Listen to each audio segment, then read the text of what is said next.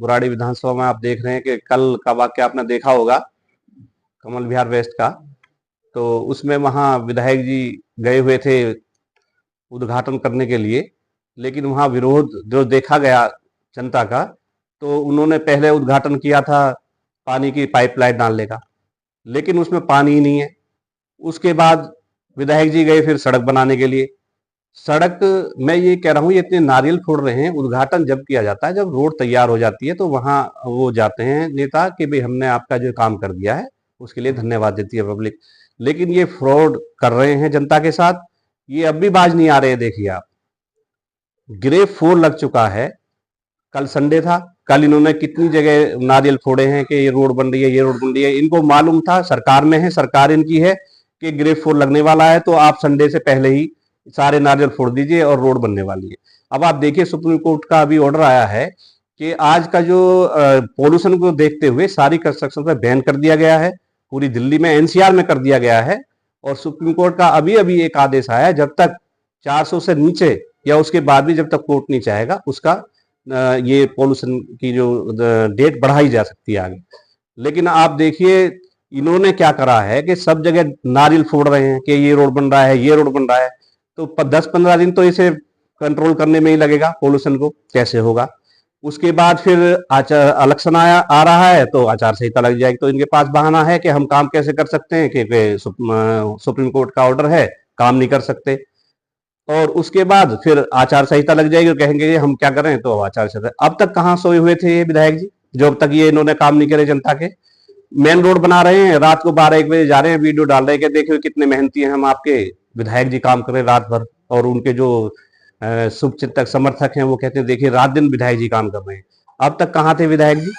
जो सबसे ज्यादा IQ अब 1200 और 1300 के बीच गया हुआ है, सबसे ज्यादा पॉल्यूशन बुराड़ी क्षेत्र में है, वो किस वजह से है? धूल की वजह से है। रोड नहीं बनी, इस वजह से धूल उड़ रही है, धूल उड़ने की वजह से पॉल्यूशन बढ़ रहा है। लेकिन इसके बारे में देखिए, मैं फिर भी कहूंगा, अब जनता जान चुकी है। ये रोड बना लें या सोने की परत चढ़ा दें रोड पे, लेकिन जनता बुराड़ी की भूलने वाली नहीं है। 2.5-3 साल लोगों ने ये नरकीय जीवन बुराड़ी में जिया है और लोग बहुत ही ज्यादा परेशान हो गए हैं।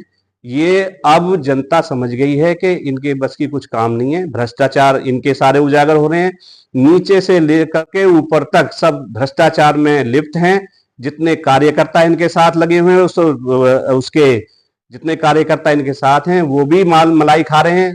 मलाई खाने की वजह से उनकी आत्मा जो आंखों पे पट्टी बंधी हुई है उसको नहीं समझ पा रहे हैं, सब लालच के वशीभूत लगे हुए हैं। देखिए, जो ये सीवर का भ्रष्टाचार है, सबसे बड़ा भ्रष्टाचार है। सीवर की कनेक्टिविटी कहीं है नहीं और उनको जोड़ा नहीं गया है, उनकी निकासी कहीं नहीं है।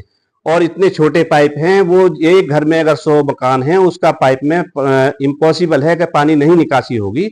लेकिन ये भ्रष्टाचार है। इन्होंने क्या किया है, 12-12, 13-13 फीट ऊंचे रोड बनाए हैं, जो कि लोगों के मकान नीचे दब चुके हैं।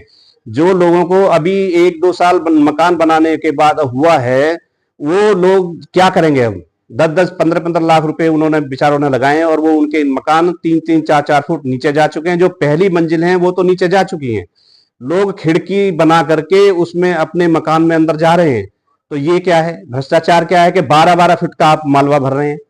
उसका ये भी भ्रष्टाचार के श्रेणी में आता है कि आप 12 फीट का भराव उसमें कर रहे हैं, सीवर डाल रहे हैं, तो उसका ये दिखा रहे हैं कि भ्रष्टाचार। ये इनके जो मलबे के जो ठेकेदार हैं वो फॉर्च्यूनरों में बड़ी बड़ी गाड़ियों में घूम रहे हैं। ये देखिए भ्रष्टाचार।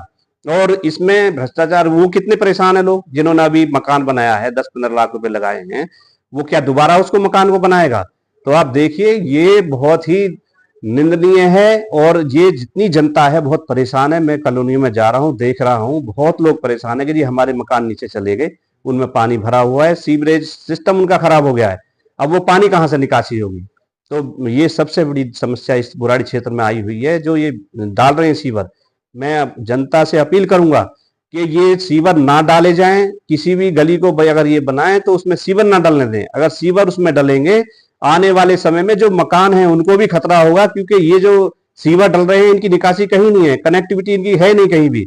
इन्हीं में पानी रुकेगा और इसमें जाके ये गड्ढे जो इन्होंने मलबा भरा है उसकी वजह से मकान को भी खतरा हो सकता है।